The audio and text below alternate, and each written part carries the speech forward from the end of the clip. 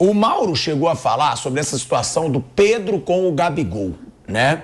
Que agora, é óbvio, o Pedro assumiu de vez a titularidade, tá fazendo gol, 11 gols em 11 jogos na temporada. Como disse o Mauro aqui já em alguns programas recentes, é um dos principais artilheiros do Brasil nos últimos anos, o Pedro. Foi o artilheiro da Libertadores, que o Flamengo foi campeão em 2022. O Pedro foi o artilheiro, foi o rei da América. E agora ele assume essa titularidade. Um assunto que eu acho que é por isso que foi feita a pergunta é porque o próprio Vampeta já falou aqui algumas vezes, uma hora o Gabigol vai arrumar problema. O Gabigol não vai aceitar essa situação de ficar no banco, vai querer sair. E vale a gente deixar claro que o Gabigol já pode assinar um pré-contrato com algum outro clube no meio do ano. O Flamengo também tem que pensar no que vai acontecer com o Gabigol. Porque a última chance de ganhar dinheiro com o Gabigol é se vender o Gabigol na janela do meio do ano. Porque no fim do ano o Gabigol tá livre. Acho difícil, quero saber a opinião da mesa toda também, que o Gabigol queira ficar no Flamengo sendo banco. Porque agora ele já é banco.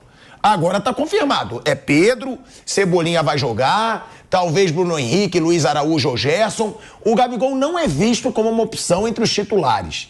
E aí foi feita uma pergunta para o Tite sobre o elenco do Flamengo estar construindo uma família depois da chegada dele. O Tite diz que família é sagrado, mas que está construindo um grupo. E como disse o Mauro aqui, o coletivo do Flamengo melhorou muito dentro de campo.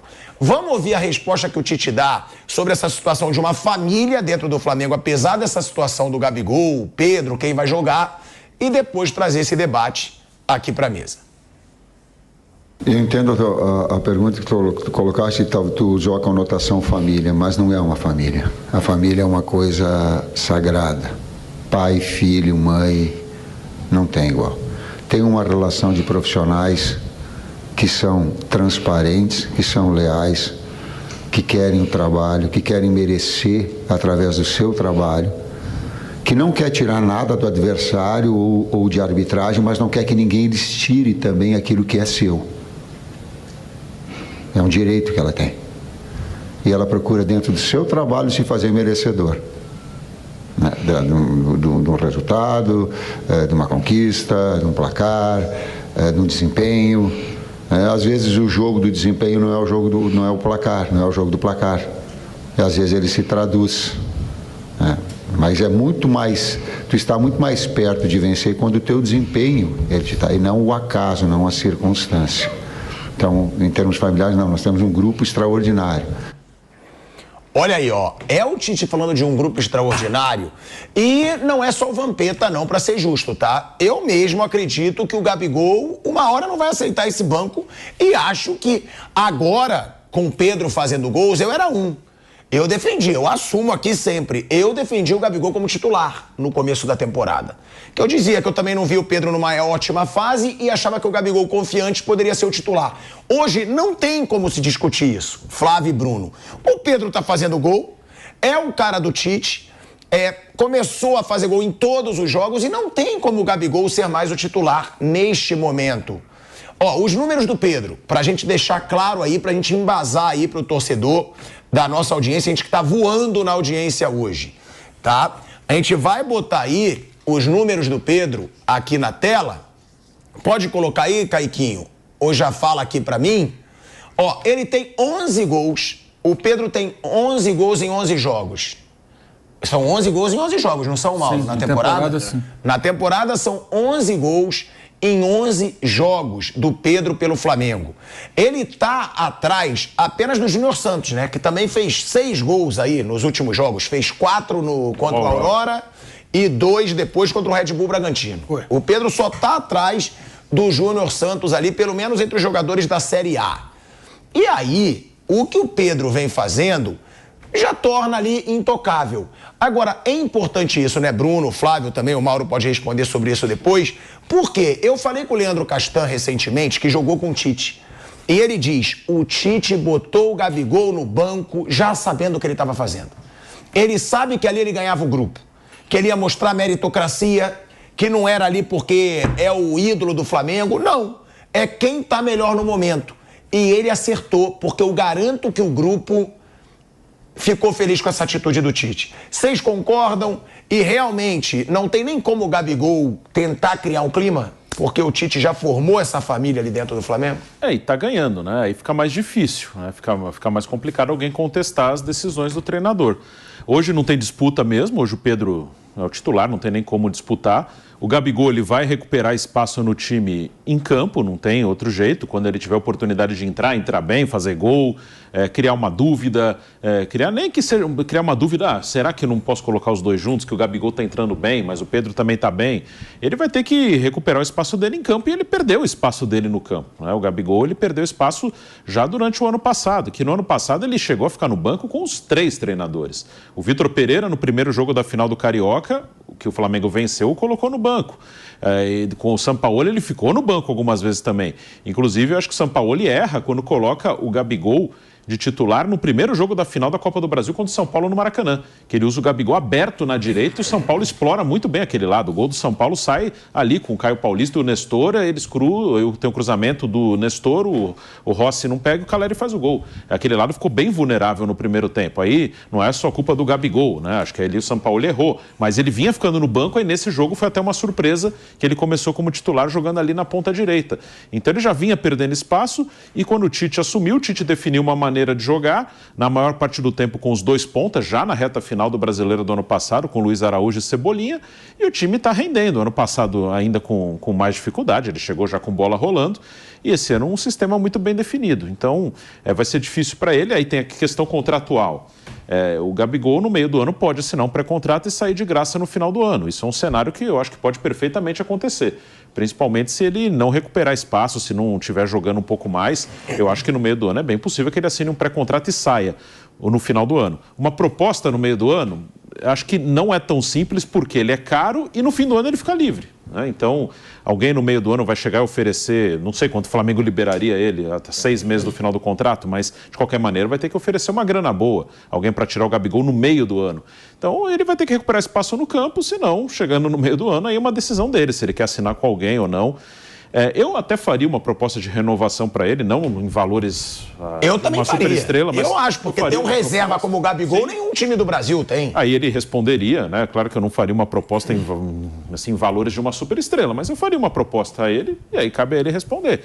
Mas eu acho que se até o meio do ano ele não recuperar espaço, a chance dele sair no final do contrato é muito grande. Flávio Prado, o Bruno levanta uma tese que eu vou até perguntar também para você e para o Mauro. Eu renovaria com o Gabigol pelo que ele ganha hoje. Eu renovaria, porque você não vai achar um atacante do nível do Gabigol para ganhar menos de 1 milhão no Brasil. Não vai. Hoje em dia vai. Qualquer não. Mas um jogador meia boca hoje... Cara que faz gol, né? Que joga na frente, ele ganha mais de R$1 milhão por mês. Tem jogador aí que não tá jogando nada que ganha mais de 1 milhão. Raul acertou com o Corinthians? Deve ser um salário altíssimo. Deve ganhar pelo menos seus 700, 650 mil. Então. Mas não deve ser 1 milhão. E não dá pra comparar, né? Mas, o Yuri Alberto, por exemplo. Eu acho o Gabigol mais jogador que o Yuri Alberto. Eu acho que o Yuri Alberto ganha mais de 1 milhão no Corinthians. Também acho. Então... Entendeu? A pergunta é, vale renovar com o Gabigol sem ser pelos valores que ele quer? Ele queria 4 anos de contrato ganhando mais de 2 milhões de reais por mês. O tempo de contrato também eu não faria tão longo, não. Aí não. Mas eu renovaria com o Gabigol, 3 anos, que foi o que fizeram com o Bruno Henrique, que eu não renovaria porque tem 33. O Gabigol tem 27. Eu renovaria 3 anos pagando o que ele já ganha hoje. Vocês renovariam ou não? É hora de vender mesmo? Eu tentaria renovar porque se ele sair do Flamengo, ele vai para algum lugar. E se você tem esse tipo de jogador no seu elenco, é melhor você não tê-lo contra. Eu acho isso. Eu acho o Gabigol um grande jogador. Acho que é um jogador que ainda pode ser útil. A gente não sabe exatamente o que aconteceu com ele, mas sabe que hoje ele não tem a mesma força no ambiente do Flamengo, até muito por culpa dele, pelo que se sabe. Então é o tipo de jogador que você puder ter no elenco é melhor para você. Ter contra não é bom. Até pelo tipo de jogador decisivo que ele é, mas claro, na condição que ele está, ele não tem como chegar exigindo. Mas com 27 anos é um jogador que faz gol, e gol custa caro. Gol é raro, gol é difícil. Cara que sabe fazer gol, você trocar, liberar, colocar jogador no mercado, não me parece uma atitude inteligente. Eu, se pudesse, seguraria o jogador, claro, com determinado limite. Mas se pudesse, eu seguraria o jogador, sim, com certeza. Mauro, você conhece muito ali os bastidores do Flamengo. Qual que você acha que vai ser a movimentação do Flamengo com o Gabigol e a movimentação do Gabigol? Porque já está muito claro, o Gabigol é a reserva do Pedro. O Gabigol é vaidoso. O Gabigol é um dos grandes ídolos da história do Flamengo. Pode ser que ele mesmo queira outros ares. Mas no Flamengo, Mauro, tem o interesse de renovar com o Gabigol com negociação, não sendo o que o Gabigol pediu? E o que você acha que vai acontecer nessa situação toda aí, Gabigol e Flamengo? E se você acha que o Flamengo deveria tentar uma renovação com ele ou não? É hora de vender. Não, vender é difícil, porque não tem ninguém que queira comprar, né? Você acha que não, no meio do ano, ninguém vai querer comprar? Por enquanto não apareceu ninguém, né? Se surgir alguém, aí tem que ver que proposta é essa, qual a grana oferecida, quais seriam as condições. Mas nesse momento não existe proposta, né? E também não é o momento, né? O momento seria no meio do ano, estamos em março. Acho que depende também do desempenho dele. Eu entendo que o Flamengo está esperando para ver o que ele vai fazer, como é que ele vai se comportar, se ele vai voltar a jogar bem. Nesse momento ele está fora, está machucado, os 2 últimos jogos não pôde ser relacionado. Então tem que esperar para ver, não tem muita saída. E assim, acho difícil também que ele aceite uma proposta muito diferente daquela que chegaram a discutir. Foi um erro terem discutido aquela possibilidade de renovação precoce por uma condição que não combina com o desempenho do atleta. Então acho que o Flamengo agora está tentando ganhar tempo, deixando a coisa acontecer para ver. Eu acho que é o certo é fazer o quê? Tem gente que fala, mas não sei o quê, estão fritando. Fritando como? Fritando porque ele está no banco, tem que dar lugar cativo para ele. E ele não está jogando bem há um tempão, gente. E tem um outro jogador, atacante, que está fazendo um gol por jogo. Por que ele jogaria e o outro não? Qual a lógica? E esse outro, que é o Pedro, ficou no banco para ele um tempão. Quanto tempo o Pedro ficou no banco? Também houve um mimimi danado. O Pedro está triste, a mãe dele está triste. Uma puta palhaçada também. O cara fez um contrato com o Flamengo sabendo que ali vai ter que ralar para poder ganhar posição. Todo mundo que chega no Flamengo sabe que se não ralar, não vai jogar. Porque tem um elenco muito forte. E isso vale para o Gabriel também. O Bruno Henrique não está no banco? Está reclamando? O Scarpa mesmo. O Flamengo nem tentou trazer porque ele falou que queria ser titular, não foi? E no Flamengo ele não seria titular. Ele queria uma garantia de que seria titular. Não seria. Com certeza teria que brigar por posição. E é o que acontece hoje, por exemplo, lá com o Vinha chegou agora, Ayrton Lucas disputando posição. O Bruno Henrique é reserva, gente. O Bruno Henrique é tão importante na história recente do clube quanto o Gabriel. Ou não? Com certeza, 2019 para mim até mais, tirando o jogo final. O jogo final ele fez os gols, mas o Bruno Henrique, a jogada do primeiro gol, a jogada boa parte dele. Então, e fora quantos jogos ele resolveu, e, inclusive quando o Gabriel estava fora, ele ia lá e ele decidia os jogos. E tá na reserva e está lá, está treinando, está jogando, esperando a chance dele para tentar recuperar a posição, vale para todo mundo. E nesse momento acho que não tem muito o que fazer, a não ser esperar para ver o desempenho dele. Agora, a proposta de renovação, se fizerem, eu acredito que seja bem diferente daquela que se discutiu no ano passado, de 4 anos. Eu acho que vai ser algo mais curto e sem tanta grana. Acho, não é informação. É mais uma percepção pelo que a gente percebe no movimento. Mas, claramente, o Flamengo está esperando para ver. E ele também vai esperar para ver o que o mercado vai dizer. Quem que vai se propor a apresentar uma proposta de pré-contrato pagando o que ele ganha ou mais? O Corinthians pode fazer essa loucura? Pode, claro. Está gastando aí 2 milhões, segundo o próprio clube, só com o Igor Coronado, que ninguém sabe direito como joga. A gente vai saber agora. Como joga no nível do futebol brasileiro, né? Nesse campeonato, nesse calendário, como é que ele vai sair? A gente não sabe. Nem ele sabe. E o Corinthians se aventurou a isso. Então pode ser que o Corinthians faça uma proposta. Fora isso, qual outro clube? A gente não sabe. Não sabe. Agora, para ele, vale a pena ele sair também do Flamengo e ir para o Corinthians? Nesse momento do Corinthians? Será que é interessante? Aí tem que pensar na gestão da carreira e tudo mais. Tem vários pontos a serem analisados. A gente vai mostrar aqui os números do Pedro, tá? Como a gente tinha prometido antes. Vamos botar aí na tela, Caiquinho, os números do Pedro que a gente tem, porque o Pedro, com o gol no Fluminense, ele chegou aos 9 gols no Carioca e assumiu a artilharia. Mais uma vez o Pedro, artilheiro da competição. Ele superou o Carlinhos, do Nova Iguaçu, que entra em campo hoje contra o Vasco pela outra semifinal. Então, números do Pedro pelo Campeonato Carioca. São 9 jogos do Pedro pelo Campeonato Carioca, 9 gols marcados pelo Pedro. 1 assistência, 10 participações em gols. Ele participou de 9 gols nos últimos 6 jogos. Lembrando que ele fez aí um hat-trick lá contra o Bangu. Ele fez 3 gols. E aí tá aí. 9 jogos, 9 gols, 1 assistência, ou seja, 1 gol por jogo, deixando claro, tá? Isso aí na temporada em jogos oficiais, porque somando com os gols que ele fez nos Estados Unidos nos amistosos, são 11 em 11 jogos. E aí ele tem essa participação em 9 gols nos últimos 6 jogos. É impressionante. Vice-líder em gols e participações em gols entre os jogadores da Série A do Campeonato Brasileiro. Ou seja, quando o Mauro fala que não tem mais discussão, é por isso. Inclusive, nos últimos 6 jogos, porque o Gabigol ainda teve as chances dele. Porque o Pedro, eu deixo isso claro, teve um momento que o Pedro não estava numa fase brilhante. Não estava.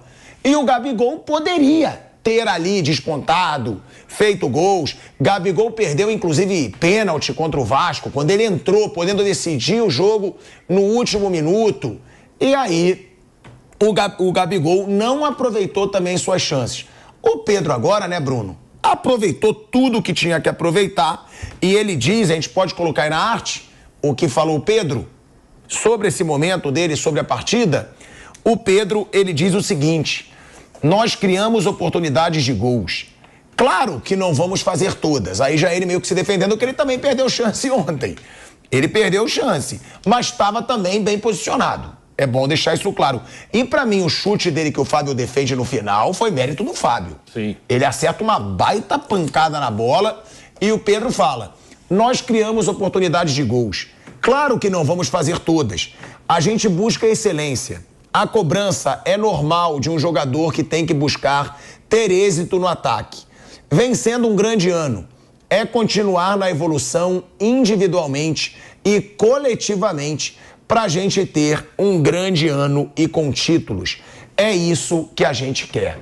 Vale a pena também uma informação que eu tenho, tá? Que eu soube aí, com pessoas que eu conheço no futebol, do esforço do Pedro para sua forma física, porque eu soube recentemente que o Pedro, ele contratou um profissional que trabalha com o Davi Luiz há anos. Ele trabalha individualmente com o Davi Luiz para forma física, lesões, e ele contratou esse profissional, é o Pascoal, né, que recuperou o Davi Luiz para a final da Champions League, que eles foram campeões, o Chelsea foi campeão, e desde lá ele trabalha com o Davi Luiz e com vários jogadores da Europa. E o Pedro contratou esse profissional, ou seja, mostrando também um foco do Pedro para manter uma forma física excelente aí para fazer uma boa temporada, Bruno. Ele tá muito bem, tá fazendo gol, tá fazendo a parte dele. É um centroavante muito bom, um dos melhores do país, né, nesse momento. Jogador que briga por vaga em seleção brasileira, esteve em Copa do Mundo, ele não tá dando brecha nenhuma. E o Gabigol, quando teve a oportunidade de jogar, nos últimos jogos ele ficou fora, mas quando ele teve a oportunidade de jogar, ele não colocou, ele não entrou nessa briga para valer, né? Ele não aproveitou bem as oportunidades. Então, quando ele estiver recuperado, vai ter que aguardar outras oportunidades para tentar ganhar espaço na equipe. Mas hoje o Pedro é um titular tranquilo do Flamengo e um dos melhores centroavantes do futebol brasileiro. Um cara extremamente decisivo e artilheiro. E acho até que nos últimos anos ele evoluiu também em outros pontos, de trabalhar um pouco melhor fora da área. Eu gosto bastante, é um ótimo jogador.